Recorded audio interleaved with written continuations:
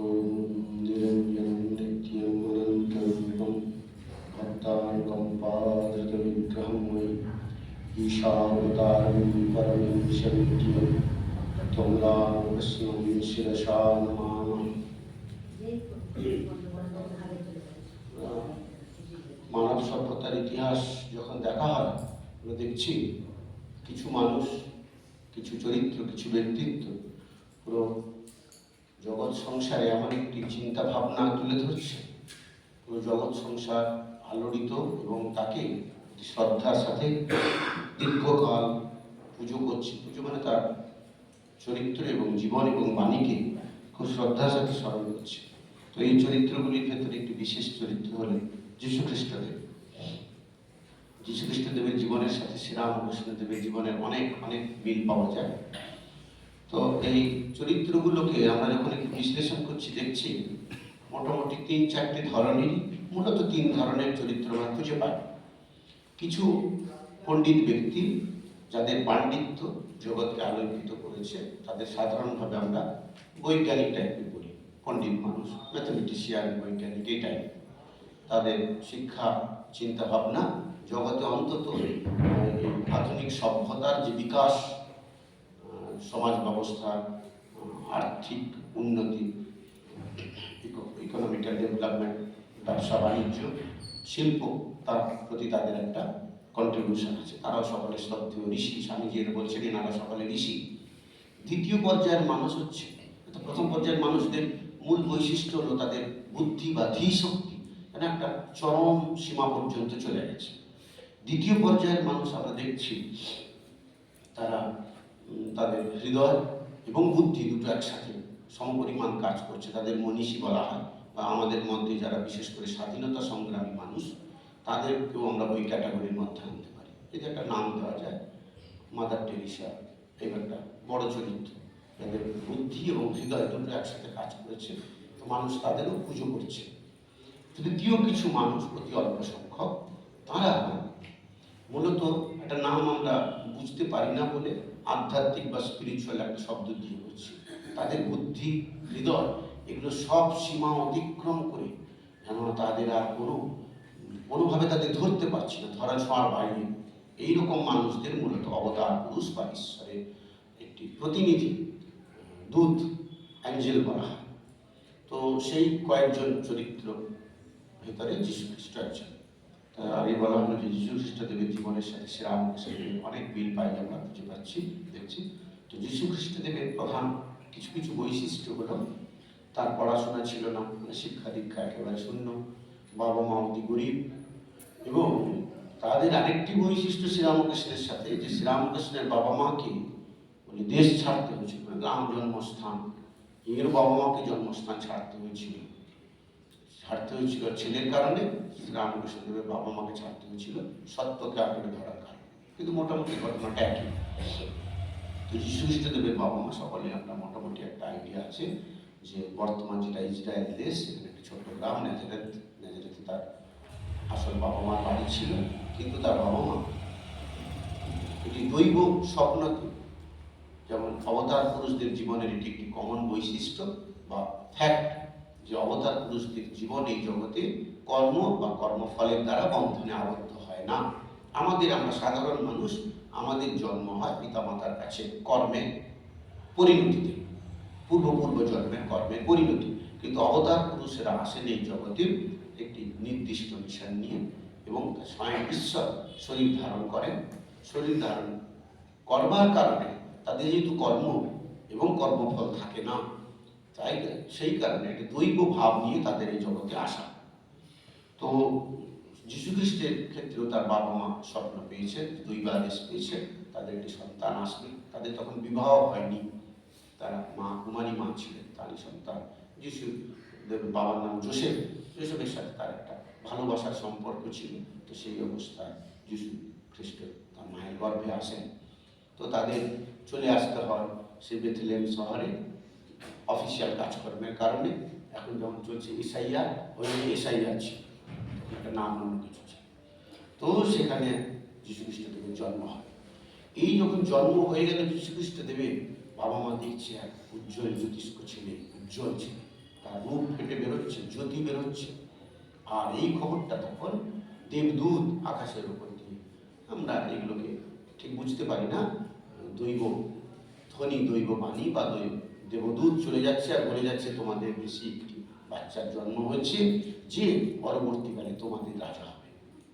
তো তোমাদের রাজা হবে, রাজা অনেক রকম হয়, সম্পত্তির রাজা হয়, মনের রাজা হয়। শ্রীরামকৃষ্ণদেব আমাদের রাজা, রাজেশ্বর, অধীশ্বর।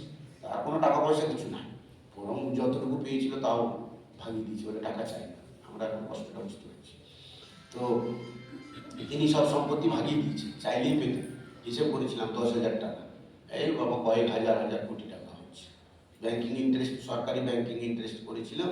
শ্রীরামকৃষ্ণদেব যদি 10,000 টাকা নিয়ে জমা করে যেতেন, আমাদের এখন আর ভাবতে হতো, হাজার হাজার হাজার হাজার কোটি টাকা হতো। তো তিনি সেটাও ভাগিয়ে দিয়েছেন, প্রাপ্য ছিল। তো এই করে তার বাবা মা, এই ছেলেটার যখন জন্ম হলো আর দেবদূত যখন একটা ঘোষণা করলেন যে তোমাদের রাজা আসছে, ওখানকার রাজা ছিলেন তখন হেরোদ। হেরোদ ভয় পেয়ে গেল, বললো রাজা আসছে, নাহলে তো আমার একটা শ্রীকৃষ্ণের জীবনে ঠিক একই রকম ব্যাপার। তারপর দেবদূতের ঘোষণা হলো যে তোমাকে বধ করবে, এটা বড় হচ্ছে। আরে তুমি অন্যায় না করলে কেন বধ করবে? সে তখন বলছে নিজেরই বোনের সন্তানকে মেরে ফেলছে সব একটা একটা। তো ভয় পেয়ে যায়। অন্যায় কারা ভয় পায়? যারা অন্যায় করে। এখানে একটা প্রথম বৈশিষ্ট্য হলো, যারা অন্যায় করে তারাই মূলত ভীত হয়। যদি আমরা সৎ থাকি, ভীত হওয়ার কিছু না। তো এই হেরোদ বলল কি খুঁজে বেড়াচ্ছে, এদের সব মেরে ফেলতে হবে, মেরে ফেলতে হবে। কিন্তু ততক্ষণে বাবা মা সন্তানের সিকিউরিটির জন্য, তার সেফটির জন্য সেই গ্রাম সেইগুলো সব ত্যাগ করে তারা চলে গেলেন মিশরে। তো আমরা যীশু খ্রিস্টদেবের একেবারে ছোটবেলার জীবন কিছু খুঁজে পাই না। 13 বছর পর্যন্ত একটা হিসেব আছে, পড়াশোনা হয়নি, অল্প বয়সে বাবা মারা গেছেন। তাকে সেই ছুতোর মিস্ত্রির কাজ, মানে কাঠের মিস্ত্রির কাজ করতে হয়েছে সংসার পালনের জন্য। শ্রীরামকৃষ্ণদেবের ক্ষেত্রেও তাই দেখছি। তিনি পুজো, টাকা নিয়ে পুজো করতে হবে তিনি ভালোবাসেন না, কিন্তু তাকে করতে বাধ্য হচ্ছে সংসারের অভাব। তো তারপরে এই তখন যিশু, যোসেফের ছেলে যিশু, খ্রিস্ট যিশু। তো যিশু, তার কিন্তু সংসার ভালো লাগছে না। তার একজন সম্পর্কিত দাদা যে ধর্ম প্রসঙ্গ করতেন, সেই দাদার কাছে, দাদা এমন মানুষ ছিলেন, এত সৎ, উদার, ধর্মপ্রাণ ব্যক্তি ছিলেন। তিনি যখন কিছু প্রসঙ্গ আরো করছেন, তখন রাজা, প্রতিদিন একই ঘটনা, আমরা যেমন প্রতিদিন ভাত খাই, প্রতিদিন চান করি, তেমনি প্রতিদিন মোবাইল। তো রাজা তখন খুঁজে বেড়াচ্ছে, এই বলছে যে দাদা, যীশু খ্রিস্টের যে সম্পর্কিত দাদা, যে একটি ন্যায়, ধর্ম, সত্যর কথা বলছে, তাকে খুঁজে বেড়াচ্ছে। কেন না রাজাদের শাসন শোষণগুলো সব অন্যায়। তো সেই কারণে তার গলা কেটে দিয়েছিল, জীবন্ত অবস্থায় মানুষটা বসে আছে, তার গলা কেটে দিয়েছিল। তো যুগে যুগে এগুলো চলে আসছে। তো যীশু খ্রিস্ট দেখছে যে তার দাদা যে ধর্মপথ অবলম্বন করে, তার ত্যাগের জীবন, তো সেই ত্যাগের জীবন তাকে অনুপ্রাণিত করেছিল। তার এই যে এটা হচ্ছে অনুপ্রেরণার একটা বৈশিষ্ট্য হচ্ছে, যার মন অনুপ্রাণিত হয়, সে তখন শরীর বোধ তারপর তা কমে যায়, চেতনাতে সেই মানুষ চেতনাতে বাঁচতে চায়। আমরা যদি দেখি যারা দেশপ্রেমিক, আমাদের স্বাধীনতা সংগ্রামে বিভিন্ন দেশে, সব দেশে স্বাধীনতা সংগ্রামে উদ্বুদ্ধ হয়েছে, সেই নিবেদিত প্রাণ, তাদের সেই নখ তুলে নিচ্ছে, দাঁত ভেঙে দিচ্ছে, গরম সূচ ঢোকাচ্ছে, তবু সেই কষ্টগুলো তাদের কাছে অতি তুচ্ছ। দেশের, দেশমাতৃকা, স্বাধীনতা যে স্বপ্ন, যে চেতনাতে মানুষ বাস করে, বরং পরাধীনতা সহ্যের চেয়ে যত কষ্ট সহ্য হয় সহ্য হোক, আমার প্রাণ যা, আর 5 জন মানুষ যেন এইভাবে উদ্বুদ্ধ হয়, এরকম একটি ভাবনা। তো সেই যোসেফকে দেখে তার ছোট ভাই, সম্পর্কিত ভাই, তিনি উদ্বুদ্ধ হলেন যে একটি নিবেদিত প্রাণ জগৎকে, সকলকে জাগরিত করতে পারে। তো তার মধ্যে কিন্তু ছিলেন অবতার পুরুষ। যাই হোক, এই অবস্থা পর্যন্ত তার জীবন পাওয়া যায়। তারপরে তিনি সংসার ত্যাগ করেন। সংসার ত্যাগ করে তিনি কোথাও কোথাও ঘুরেছেন, মোটামুটি একটু যা রেকর্ড পাওয়া গেছে, তিনি ভারতবর্ষে এসেছেন, কাশ্মীরে, সেখানে তিনি সাধনা করেছেন, এরকম একটা ইনফরমেশন পাওয়া যায়, কিছু তথ্য পাওয়া যায়, একেবারে এক্স্যাক্টলি নয়।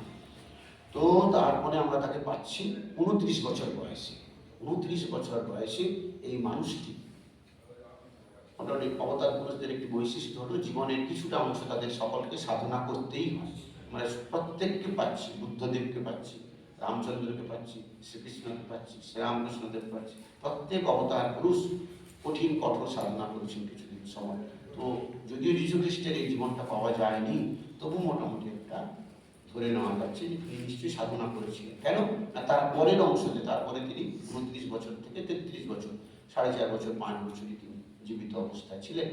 সেই জীবিত অবস্থায় তাকে একেবারে এনলাইটেন্ড পুরুষ পাওয়া যায়, মানে একটি উদ্বুদ্ধ প্রাণ, জগতে মানুষের কল্যাণের জন্য নিজের জীবন তিনি দান করেছেন। শ্রীরামকৃষ্ণদেবের আমরা কতদিন কালকে বলছিলাম, শ্রীরামকৃষ্ণদেব যখন শুনছেন যে এই মানুষটি অপরের মানে তো জগতের দুঃখকে দূর করবার জন্য অশেষ যাতনা সহ্য করেছেন এবং নিজের শরীরে রক্ত দান করেছে, তখন তার খুব ভালো লেগেছে এবং একটি নতুন সম্প্রদায় তৈরি করেছে, সেটি তার ভালো লেগেছে। এটি হচ্ছে ধর্মের একটি প্রথম বৈশিষ্ট্য হতে হবে, এটি উদার হতে হবে। আমরা কিছু ধর্মের মধ্যে পাচ্ছি বলে সকলকে ওই ধর্ম গ্রহণ করতে হবে, নাহলে কেটে দিতে হবে সব। এগুলো হচ্ছে, এগুলোকে যদি বলা যায় মোটামুটি প্রকৃত ধর্ম বলা যায় না। প্রকৃত ধর্ম হচ্ছে উদার, সে সকলকে গ্রহণ করতে রাজি হবে। বেদান্ত দর্শনকে এই জন্য প্রকৃত ধর্মের একটি প্রথম সারিতে রাখা হয়, কারণটি এটি হলো বৈশিষ্ট্য, প্রথম বৈশিষ্ট্য। তো যীশু খ্রিস্টদেব এখন বেরিয়ে পড়েছেন সত্যের প্রচার করতে, জ্ঞানের প্রচার করতে, জগৎকে শোনাচ্ছেন। তিনি যখন এগুলো প্রচার করছেন তখন মোটামুটি তার 3টি বিরোধী দল তৈরি হয়ে গেছে। একটি হচ্ছে তিনি যে সম্প্রদায় থেকে এসেছেন সেটা হচ্ছে ফ্যারিসি সম্প্রদায় একটা। তাদের ভেতরে ধর্ম পালন করবার খুব কঠিন নিয়ম ছিল। যীশু খ্রিস্ট বলছেন, ধর্ম পালন করবো, কঠিন নিয়ম কেন থাকে? এটা কি কোনো পড়াশোনা নাকি যে আচ্ছা অঙ্ক করতে হবে, ইংরেজি করতে হবে? এটা ধর্ম আমার অন্তরের জিনিস, আমি যেমন ভালোবাসি তেমন করব। তার জন্য মন্দিরে যেতে হবে, মসজিদে গির্জায় যেতে হবে, এটা উপাসনা স্থল, এসব যদি যেতে হবে সেটা পারে না। তো জুদাই সম্প্রদায় থেকে তিনি এসেছিলেন, ইহুদি সম্প্রদায় মানুষ ছিলেন। তো তখন যারা ওখানকার পুরোহিত প্রিস্ট, তারা বললো এই লোকটা যদি এইসব প্রচার করে তাহলে আমাদের পুজো আচ্ছা টাকা পয়সা রোজগার তো বন্ধ হয়ে যাবে। একজাক্ট স্বামীজির সাথে হয়েছিল ঘটনাটা, স্বামীজিকে তাই বিষ দিয়ে দিয়েছিলেন মারবার জন্য। তো এই একটি বড় সম্প্রদায়, সমাজের বড় অংশ যারা ক্ষমতাবান পুরোহিত, তারা শত্রু হয়ে গেল। এবারে রাজা সে দেখছে যে এই মানুষটি শাসন শোষণ তার বিরুদ্ধে কথা বলছে, সকলকে বলছে যে না, তোমাদের ঠিক মানুষ হতে হবে, এই পরাধীনতাটা ঠিক নয়। তখন সে রাজা আবার খেপে যাচ্ছে। 3 নম্বরে শিক্ষিত সমাজও একটু রাগ করেছিল। তখনকার দিনে শিক্ষিত সমাজ কেন রাগ করেছিল না, তখন রোমান সম্রাট এই ইসরায়েলকে পুরো দখল করে নিয়েছিলেন, ইসরায়েল দেশটা পরাধীন ছিল। তো এই লোকটি বলছেন, যিশু বলছেন যে রাজাকে তার যে কর হয় সেই করটা দিতে হবে। তখন এই স্বাধীনতা সংগ্রামের যারা মানুষ ছিলেন তারা বললেন তাহলে যীশু খ্রিস্ট নিশ্চয়ই রাজার লোক। কিন্তু তিনি রাজার লোক ছিলেন। অ্যাকচুয়ালি যীশু খ্রিস্ট তার মনে ভেতরে ঘৃণা ছিল না, তিনি অনেক উচ্চ অবস্থার থেকে এই কথা বলছেন। যেমন আমরা যদি আমাদের ভারতবর্ষকে দিই, ভারতবর্ষ অন্যান্য দেশ যেগুলো পরাধীন ছিল, সেই দেশ যখন আমরা স্বাধীনতার জন্য সংগ্রাম লড়ছি, একটা জিনিস ডিফারেন্স একটা হলো আমাদের স্বামী বিবেকানন্দ ডাইরেক্ট স্বাধীনতা সংগ্রামের সাথে যুক্ত হয়।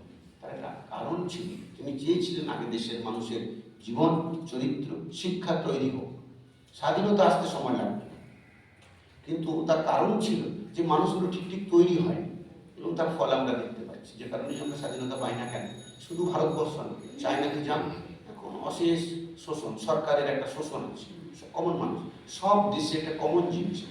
অর্থাৎ পুরো জাতি যদি তৈরি না হয় তাহলে ওখানে স্বাধীনতা বেশি কাজ করবে। তো ঠিক যীশু খ্রিস্টদেব সম্ভবত অনেক উচ্চ অবস্থার থেকে বুঝেছিলেন যে রাজা যে শাসন করছে অনেকটা বেটার। এখনো আমাদের কেউ যারা পর্যালোচনা করেছে তারা বলছে ব্রিটিশ শাসনে একটা সরকারের অফিস ঠিক কাজ করত, পুলিশ প্রশাসন ঠিক কাজ করত। এখন আর কোনো প্রশাসন কাজ করেনি, নেতা কাজ করে। তো একটা স্বাধীনতা তেমন কি হলো? তো সেই হিসেবে যীশু খ্রিস্টদেব বলেছেন আমাদের শ্রীরামকৃষ্ণদেব বা মায়ের জীবনে ঠিক একই ঘটনা দেখতে পাচ্ছি। তারা এদের ডাইরেক্ট বিরোধিতাতে যাবে, যখন অন্যায় অত্যাচার হচ্ছে তখন বিরোধিতা করছে। এরা চেয়েছেন যে মানুষের ভেতরে শিক্ষা, চরিত্র এগুলো বিস্তার হোক, এদের প্রথম বৈশিষ্ট্য ছিল। যীশু খ্রিস্টদেব ঠিক এইটা বলতে চেয়েছিলেন। কিন্তু তখনকার দিনে যারা শিক্ষিত মানুষ ছিল জেরুজালেম আর ইসরায়েল এইসব জমিটার মধ্যে, তারা তখন যীশু খ্রিস্টের বিরোধিতা করবে, বলে এদের দেশদ্রোহী। তো এই তিনটে মানুষ একসাথে দেশদ্রোহী হয়ে গেল, যারা সমাজের মূল জায়গা, যাদের প্রিস্ট মানে অনেক সম্মান আছে, ক্ষমতা, রাজা সেই দেশ শাসন করে, আর যারা শিক্ষিত সমাজ তারাও এর বিরোধী। ফলে এই মানুষটাকে তখন তারা চাইল শেষ করে দিতে। কিন্তু এই মানুষটা যে একটা শুদ্ধ সত্য জীবন, তার ত্যাগ তপস্যার জীবন, বৈরাগ্যের জীবন, যে মানুষটা সংসার ত্যাগ করেছে জগতের কল্যাণের জন্য, তার এই জীবন দেখে কিন্তু আবার কিছু জন উৎসাহিত হন। এখানে আমরা শ্রীরামকৃষ্ণদেবের ত্যাগ বৈরাগ্যের জীবন দেখে দেখছি 16টি ছেলে, যুবক ছেলে সংসার ত্যাগ করে, পড়াশোনা ত্যাগ করে, চাকরি বাকরি ত্যাগ করে তারা এসে শ্রীরামকৃষ্ণদেবের পাশে এসেছে। সেই যীশু খ্রিস্টের ক্ষেত্রেও তার 12 জন শিষ্য তাঁর জীবনকে একটি অনুপ্রেরণা আদর্শ মনে করে এগিয়ে এসেছে। তো এখন এখানে একটা বৈশিষ্ট্য বলতে হবে, শ্রীরামকৃষ্ণদেব তাঁর শিষ্যদের মধ্যে দুটো ভাগ করে দিয়েছিলেন, অন্তরঙ্গ এবং বহিরঙ্গ। নিজেই বলেছেন এখানকার নয়, মানে এইভাবে নয়। কিছু কিছু মানুষকে বলেছে, দেখা গেছে সত্য সত্য যখন শ্রীরামকৃষ্ণদেবের শরীরে এই রোগ বাসাবাদ হলো, তখন তার আগে যারা আসতো প্রতিদিন মিষ্টি খাওয়া হতো, আনন্দ হতো, তারা সব কেটে পড়ে শুধুমাত্র অন্তরঙ্গ পুরুষগুলো রয়ে গেল। যীশু খ্রিস্টদেবের ক্ষেত্রেও ঠিক একই রকম ঘটনা ঘটল। তিনি যখন এই রাজা প্রশাসন ব্রাহ্মণ না তার পেছনে তাকে মেরে ফেলতে চাইল, তখন তার কিছু অন্তরঙ্গ শিষ্য তাকে নিয়ে একটি পাহাড়ের উপরে উঠে গেল, যেখানে যীশু খ্রিস্টদেব একটা সর্বানন্দ মহা করেছেন, একটা লেকচার দিচ্ছেন, উপদেশ দিচ্ছেন। তো সেখানে তার অতি অন্তরঙ্গ লোকেরাই তার পাশে এসেছিল। এই 12 জনের কথা যেটা আমরা বলছি, অন্তরঙ্গ মানুষ এসেছিল। যীশু খ্রিস্টদেব তখন তার উপদেশ ওখানে দিয়ে গেছেন, সর্বানন্দ মহা একটা বলতে পাই। তো তারপরে কিন্তু জগৎকে শেখানোর জন্য যে যীশু খ্রিস্টদেব তাঁর শুদ্ধ জীবন, পবিত্র জীবন, ত্যাগের জীবন এবং জন্ম হয়েছে জগতের কল্যাণের জন্য, নিজে স্যাক্রিফাইস করতে এসেছেন নিজেকে, অবতার পুরুষদের জীবনের একটি বৈশিষ্ট্য। সেইখানে একজন লোক পাওয়া গেল তাঁর শিষ্য, কিন্তু সে আবার ওই জাগতিক বিষয়বস্তুতে তাঁর মন নেমে গেল। আমাদের জন্য শিক্ষা যে আমাদের মন অনেক সময় উন্নত হয়, আমরা যখন একটা আলোচনা করছি শুনছি, তখন একটা মন উঁচু হল, আবার সংসারে গেলে মন ছোট হয়ে যায়। এটা ঠিক একই রকম ঘটনা আমাদের শিক্ষার জন্যই। তার এক শিষ্য জুডাস, সেই জুডাস মাত্র 30টি টাকার জন্য সেই পুলিশে খবর দিল, প্রশাসনকে খবর দিল এইখানে লোকটা আছে। এখানে যীশু খ্রিস্টকে ঢুকিয়েছিলেন, তার অন্তরঙ্গ শিষ্যরাই তাকে একটু আড়াল করে গোপন করে রেখেছিল, যাতে এই মানুষটার জীবন বেশি দিন থাকে। কিন্তু জুডাস একদিন সেই রাজার সৈন্য সামর্থ্য নিয়ে এসে গেল, তাকে ধরে নিয়ে গেল, আর ধরে নিয়ে যাওয়ার পরে জোর করে বাধ্য করে একটা আদেশ জারি হলো, একে ক্রুসিফাই করতে। তো যীশু খ্রিস্টকে ক্রুসিফাই করা হলো। তিনি যখন তাকে ক্রুশবিদ্ধ করা হচ্ছে, তখন কেউ তাকে জুতোর মালা পরিয়ে দিচ্ছে, কেউ জুতো ছিটিয়ে দিচ্ছে। আর ক্রুশবিদ্ধ মানে এই পেরেকগুলোকে, হ্যাঁ, একটা জীবন্ত মানুষ কয়েকদিন আমি বাংলাদেশে পড়েছি, নৃশংস পাশবিক একটি মানুষের মধ্যে চিন্তা ভাবনা, মেরে ফেললে তবু হয় ঠিক আছে, তারপরে না, কিন্তু জীবন্ত অবস্থায় করছে, মানুষটাকে ক্রুসিফাই করছে, ছটফট করছে। তো যে তখন ওই মানুষটা ঈশ্বরের কাছে প্রার্থনা করছেন যে হে ভগবান, এই ছেলেগুলো মানে যারা যারা রাজা, এই পণ্ডিত, তারপরে বুদ্ধিজীবী মানুষ বা জুডাস, যাকে আমি সন্তানের মতো স্নেহ ভালোবাসতাম, এই ছেলেটা তার শুধুমাত্র একটু টাকার জন্য, জাগতিক সুখ সোজা সেইটি পাওয়ার জন্য, বা একটা বড় চাকরি হবে, পোস্ট হবে, সেইটির জন্য সে তার একটি যে ধর্ম কথা অর্থ নৈতিকতা, ধর্ম এখানে বড় কিছু না, নৈতিকতা, সেটা পর্যন্ত ত্যাগ করেছে। তো তার এই ভুল তাকে যেন তুমি ক্ষমা করে দাও। সে জানে না সে কি ভুল করছে, কি দোষ করছে, তার সেই বোধ নেই। তো তার মধ্যে যদি চেতনার জাগরণ হতো তাহলে সেই ভুলটা করতো না। তো তাকে তুমি ক্ষমা করে দিও। তো যীশু খ্রিস্ট শেষ পর্যন্ত এই প্রার্থনা জীবন যাচ্ছে তখন প্রার্থনা করছে। তো আমরা শ্রীরামকৃষ্ণদেবের সাথে বৈশিষ্ট্য কি দেখছি না, শ্রীরামকৃষ্ণদেব তার জীবন ত্যাগ করেছেন, উৎসর্গ করেছেন জগতের কল্যাণের জন্য, এই আধ্যাত্মিকতার বিকাশ প্রচার বা আমাদের চেতনা যাতে জাগরিত হয়।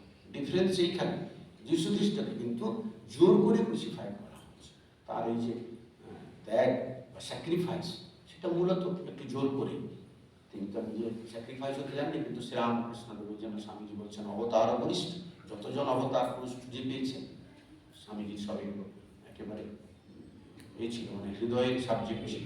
প্রত্যেককে পিন মানে চুলচেরা বিশ্লেষণ করেছে, প্রত্যেকটা পয়েন্ট বিশ্লেষণ করে দেখছে শ্রীরামকৃষ্ণের মতো চরিত্র জগতে আর আসেনি, তাই অবতার বরিষ্ঠ বলছে। তো এই মানুষটি জেনে শুনে অপরের জগতে দুঃখ দুর্দশা দূর করবার জন্য অপরের পাপগুলোকে, পাপ মানে অশুদ্ধতা, অপবিত্রতা, সেইগুলোকে গ্রহণ করে জগৎকে শুদ্ধ করে গেছেন এবং তিনিও নিজে স্যাক্রিফাইস হয়েছেন। আরেকটি বৈচিত্র্য আমরা দেখেছি, যীশু খ্রিস্টদেব তাঁর চিন্তা ভাবনাতে এই জীবনে মানে প্রাণ জীবন, যেটাকে আমরা জীবন বলছি, সেইটার উপরে অনেকটা গুরুত্ব দিয়ে গেছেন। চেতনাতেও গুরুত্ব দিয়েছেন দুটো। শ্রীরামকৃষ্ণদেব কিন্তু চেতনার উপরে বেশি গুরুত্ব দিয়েছেন, প্রাণের উপরে, শরীরের উপরে গুরুত্ব দেননি। মানে যখন যীশু খ্রিস্টের কাছে কেউ অন্ধ মানুষ বলছে আমার চোখ ঠিক করে দাও, তিনি করুণার মূর্তি ছিলেন, ঘনরূপ। তিনি আচ্ছা ঠিক আছে, তোমার চোখ ঠিক হয়েছে। কে বলছে এটা কুষ্ঠ হয়েছে, আমার বাচ্চাটাকে ঠিক করে দাও, তিনি ঠিক করে দিচ্ছে। তো এইগুলো শ্রীরামকৃষ্ণদেব কিন্তু একটু এড়িয়ে গেছে। তিনি বলছেন না, শরীরটা বড় জিনিস না, শরীর একদিন নির্ঘাত এই জগৎ থেকে যেতেই হবে। তাই যদি ফিক্স হয় তাহলে ওটাতে মানুষের ভিতরে লোভ জাগরিত হবে, সে দুঃখ কষ্টতে যেতে চাইবে না, প্রত্যেক মানুষ সুখে থাকতে চাইবে। আর এটা সম্ভব নয়, প্রকৃতির নিয়মের বিরুদ্ধ জিনিস। তাই তিনি চেতনাকে তোমাদের কি আশীর্বাদ করি, তোমাদের সকলের চৈতন্য হোক। চৈতন্য হোক মানে এই জগৎ সংসারে যে মিথ্যে একটি আবরণ আমাদের শরীর, সেই শরীর বোধ নষ্ট হয়ে আমরা যে সকলে ঈশ্বর, ঈশ্বর মানে আমরা দৈব পুরুষ, ডিভাইন, আমরা সকলে এই চেতনা যাতে আমাদের মধ্যে জাগরিত হয়, শ্রীরামকৃষ্ণদেব সেই চেষ্টা, তার সেখানে একটা আমরা প্রচেষ্টা দেখতে পাচ্ছি। যীশু খ্রিস্টদেব সেদিক থেকে একটু, তো যীশু খ্রিস্টদেবের শরীর একটা যদি তাকে ক্রুসিফাইড করা হচ্ছে, এদিন ছিল শুক্রবার। তো শুক্রবার, শুক্র শনি হোক মানে 3 রাত্রির পরে, শুক্রবার বৃহস্পতিবার রাতে, বৃহস্পতিবার আমরা যেমন সকাল থেকে ধরি, বৃহস্পতিবার আগে থেকে সন্ধ্যের থেকে ধরা। তো বৃহস্পতি রাত্রে ছিল বলে বৃহস্পতি, শুক্র, শনি, 3 দিনের পরে রবিবার তিনি আবার তার শিষ্যদের, তখন শিষ্যদের মন টন খারাপ, তার ভিতরে আরো বেশি খারাপ, নিজেদের ভেতরে একজন তাকে ধরিয়ে দিয়েছে। তো স্বাভাবিকভাবে তিনি, বাকিরা সকলে দুঃখিত ও কষ্টে আছে। তো যীশু খ্রিস্টদেব নিজে রবিবারে ফিরে এসেছে, সানডেতে তিনি ফিরে এসে, কেন মানে খ্রিস্টান ফিলোজফিতে রবিবার ছুটি দেওয়া হয়, তার কারণ এটা একটা আনন্দের দিন। যীশু খ্রিস্টদেব ফিরে এসেছেন, দেখা দিয়েছেন, তিনি তাদের সান্ত্বনা দিচ্ছেন, আমার এই মৃত্যুযুদ্ধ না, আমি আছি, চিন্তা করার নেই, তোমরা আমার আদর্শ, আমার বাণী, আমার শিক্ষাটাই তোমরা ধরে রাখো, তাদের নয়। তো এইটা আমরা ঠিক শ্রীরামকৃষ্ণদেবের ক্ষেত্রে দেখতে পাচ্ছি। মায়ের মন খারাপ, স্বামীজি মন খারাপ, স্বামীজি দেখছেন শ্রীরামকৃষ্ণের সামনে, মা দেখছেন, মাকে বলছেন আমি আবার কোথায় গেছি, আমি এগোতে রবিবার। মানে এই শরীর বোধ থেকে চেতনার বোধে শুধু আমি ট্রান্সফার হয়ে গেছি, আর কিছু না, আমি সেই উজ্জ্বল পুরুষ আছি। তো এইভাবে আমরা দুজনের ভিতরে অনেকটাই মিল দেখতে পাচ্ছি। দেখছি যে শ্রীরামকৃষ্ণদেবের এই যে জগতে ধর্ম প্রচারের একটি, ধর্ম মানে আধ্যাত্মিকতার বিকাশ কি করে, এই জগৎ সংসার আর কিছুই নয়, শুধুমাত্র ডিভাইন মানে দেবসত্তার বিভিন্ন রূপে প্রকাশ হয়েছে, জগৎ রূপে প্রকাশিত। শ্রীরামকৃষ্ণ যা শিক্ষা দিয়ে গেছেন, সেই শিক্ষা একই শিক্ষা যীশু খ্রিস্টদেবের জীবনে আমরা খুঁজে পাই। তিনি প্রথম এই সকলকে ক্ষমা করে দিচ্ছেন। এই ক্ষমা, এটাতে একটা আমরা বৈশিষ্ট্য দেখলাম, শুরুতেই বলছিলাম যে একটা বুদ্ধিজীবী মানুষ, তার বুদ্ধিটাই প্রধান, তারপরে মানবিক মানুষ, তার হৃদয় যোগ হয়েছে। আর এই মানুষটার ভেতরে ক্ষমা, ভালোবাসা, দয়া, এগুলো প্রতিমূর্তি রূপে এমন স্ট্রং হয়েছে।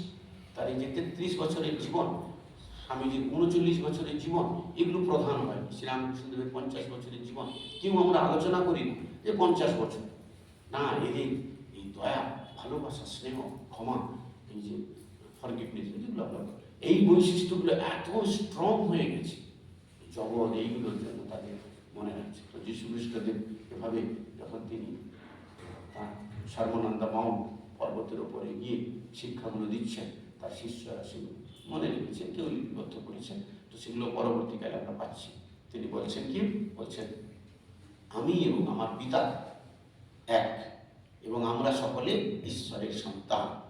এটি আমাদের পুরো বৈদিক শিক্ষার একেবারে, তার যতগুলি শিক্ষা আমরা পাচ্ছি সবই বৈদিক শিক্ষার একটা অংশ, একটা পার্ট। কি, আমি এবং আমার পিতা এক, এবং আমরা সকলে ঈশ্বরের সন্তান। এই যে আমরা স্বামীজি বলছেন ডিভিনিটি ইন ম্যান, এটা বেদান্ত দর্শনের শিক্ষা। ডিভিনিটি ইন মানে দৈব। এই আমরা বুঝতে পারছি না, একটা পুরুষ মানুষ, মহিলা মানুষ, ধনী মানুষ, গরিব মানুষ, পণ্ডিত মানুষ, মূর্খ মানুষ, এভাবে মনে করছি বহুরূপী আমরা। কিন্তু বহুরূপী হলো প্রকৃতপক্ষে আমাদের যে এসেন্স, যে সত্তার জাগরণে আমরা বহু হয়েছি, সেই বহু বিভিন্ন হয়েছি, সেই অরিজিনাল সত্তাটা হলো সেটা ডিভিনিটি, মানে আমরা দেবপুরুষ, আমরা অমৃতস্ব পুত্রা, এগুলো বেদান্ত দর্শনে বলা আছে। তো সেইটি যীশু খ্রিস্টকে প্রচার করছে। তারপরে যদি যেমন এখন বায়োলজি সায়েন্সে আমরা দেখছি কি, এই ডিএনএ টেস্ট করছি, মানে বাবা মারা গেছে, এখন বাবা মারা গেছে, তাই ছেলেটা তার কিনা ছিল, পরীক্ষা করতে যায়, মিলে গেছে। অর্থাৎ সেই একই জিনিস, দেবত্ব আমরা শুধু জানতে পারছি না, তারা জানতে পেরেছেন যে তারা দেব মানব। আমরা জানতে পারি না, আমরা শুধু মানব মনে করি, তাই আমরা কমন ফুল মানে এই ভেড়ার দলের মতো চলেছে। অনেক পরীক্ষা করে দেখা হয়েছে, একটা মানুষ ভেড়ার দল নিয়ে দেখে খুব সুন্দর সুন্দর দেখা, একটা ঘুরছে একটা জায়গা, ভেড়াগুলো 500 ভেড়া তার পেছনে পেছনে ঘুরছে। এবার এই লোকটা আস্তে করে দল থেকে বেরিয়ে চলে এসেছে, ভেড়াগুলো ঘুরছে ঘুরছে ঘুরছে ঘুরছে ঘুরছে। তারপরে একটা বাঁশ রেখে দেওয়া হয়েছে, প্রথম ভেড়াটা জাম দিল, তারপরে জাম দিল, সকলে জাম দিয়ে চলে যাচ্ছে। আস্তে করে বাঁশটা সরিয়ে নেওয়া হয়েছে, সকলে জাম দিয়ে চলেছে, তখনও বাঁশ নাই, তখনও জাম দিয়ে চলেছে। তো এটা হচ্ছে প্র্যাকটিক্যাল ঘটনা, যে আমরা আমাদের দেবত্বটা ভুলে গিয়ে এই মানবিক ভাবটা, ফলে মানবিক ভাব হলে কি হয়, শরীর বোধ, সম্পত্তির প্রতি লোভ, এই হিংসা, দেশ ভালোবাসাও আছে, হিংসাও আছে, সব রকম আছে, এইগুলো মিলেমিশে। কিন্তু তাদের ক্ষেত্রে ডিভিনিটি শুধুমাত্র দৈব সত্য, সেখানে ঘৃণা না, কিছু না, শুধুমাত্র ভালোবাসা, করুণা, ক্ষমা, এইগুলো। তো সেই কারণে মানুষটা জুডাস যে বেইমানি করেছে, আমরা বলছি ব্যাপারটা বেইমানি, তার কাছে ওইটা আসছে। মা সারদা দেবীর জীবনে দেখছি তিনি কখনো বলেননি যে আমার কষ্ট হচ্ছে। এই ভক্তরা আসছে, বর্ষাকাল, শীতকাল, হাঁটতে হচ্ছে, তার পায়ে কষ্ট হচ্ছে, জিনিসপত্র কিনে আনতে হচ্ছে, নিজে বাজারে যাচ্ছেন, লোকের বাড়ি শাকসবজি নিয়ে আসছেন, রান্না করছেন, বিছানা করছেন, ঘর নাতে দিচ্ছেন, কত কিছু করছেন। তুই একবারও বলেননি আমার কষ্ট হচ্ছে। কেন? আমাদের কষ্টবোধটা কি ভালোবাসাটা হিসেবের মধ্যে বলি, আমরা কষ্ট ব্যাপারটা বুঝতে পারি। তার ওইখানে তার কাছে শুধু ভালোবাসা, তাই কষ্ট বুঝতে পারছেন।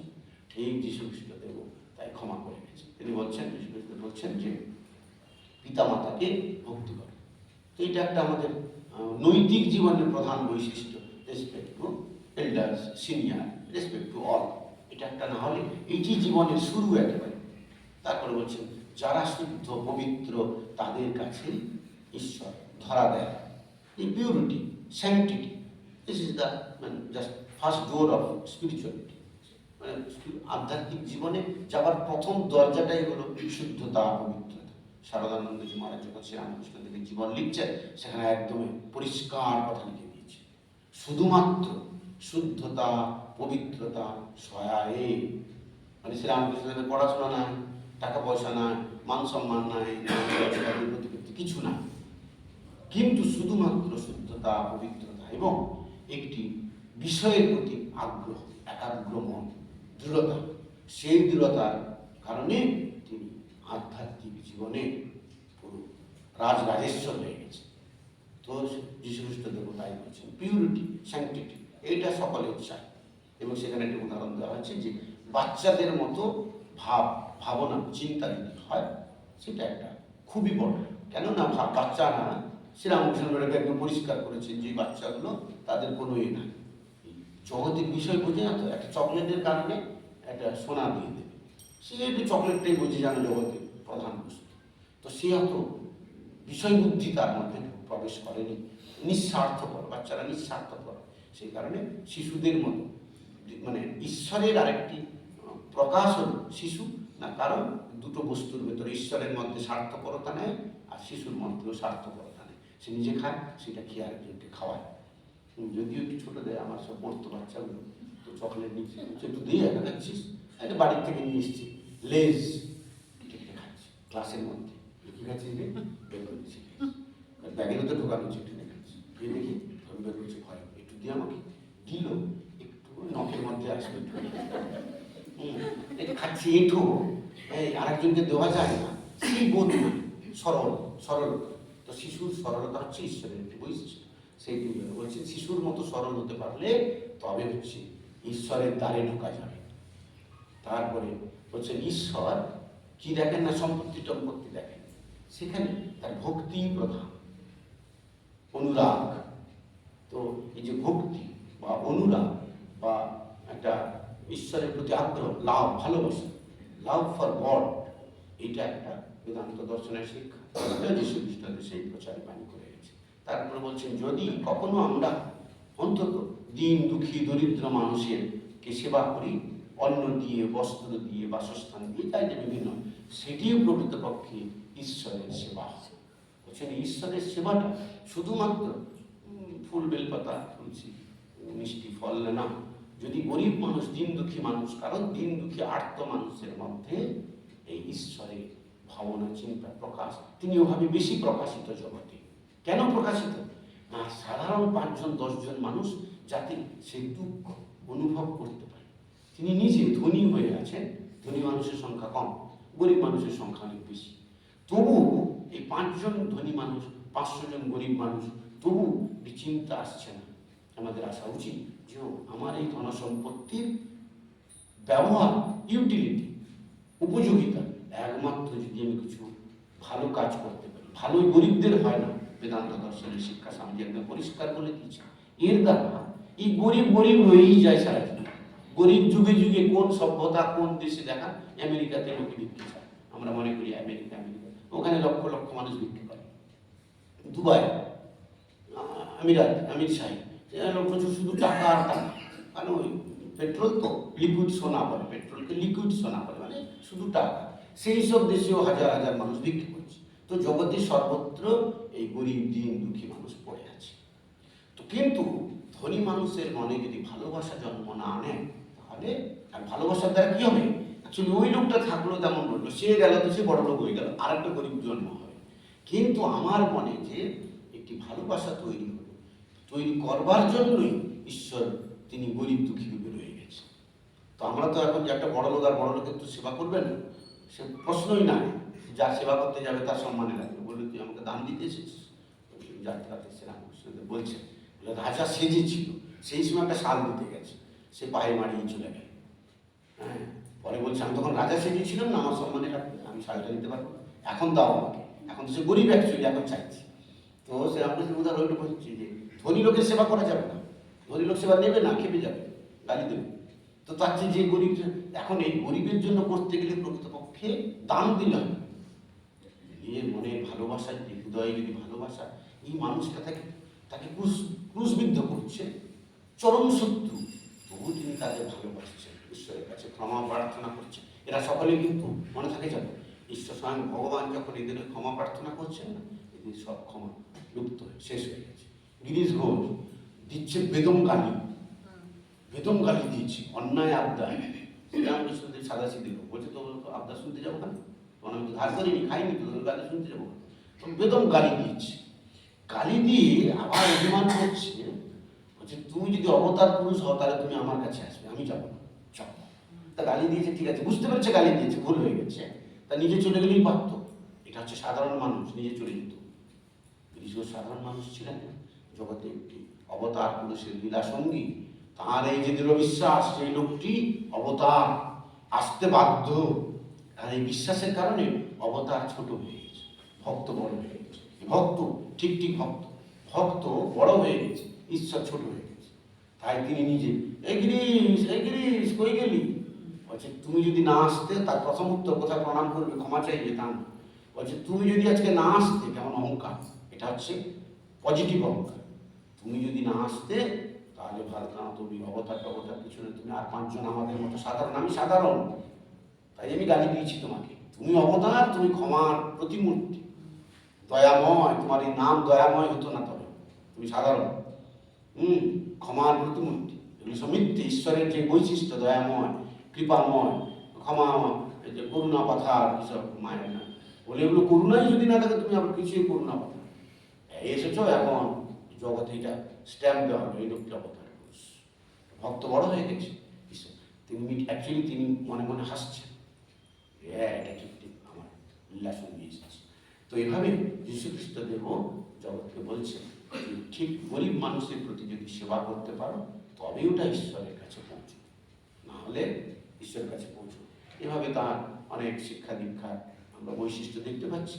আলটিমেটলি কথা হলো, তিনি জগতের মানুষের ভেতরে চেতনা, আধ্যাত্মিকতা আর প্রাণ ফিরিয়ে দেওয়ার জন্য মানুষ যাতে জানতে পারে সে শুধু মানুষ নয়, সে একটি দৈব পুরুষ, সেই দৈব ভাবকে জাগরিত করবার জন্য জগতে যুগে যুগে এই অবতার পুরুষেরা এসেছেন।